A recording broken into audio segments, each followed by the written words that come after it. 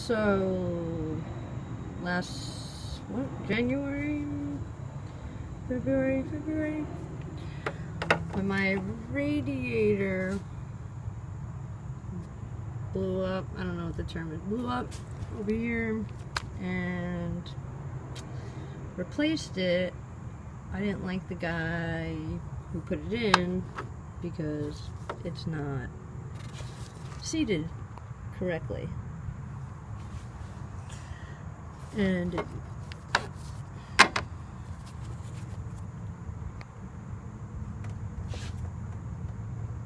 it moves. Trust me.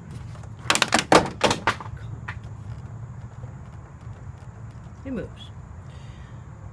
And I brought it to like 2 garages after the guy put it in to double check to see, is that normal? Is that okay? Because according to online, no. And even though everyone says stop reading things online, which is kind of just dumb.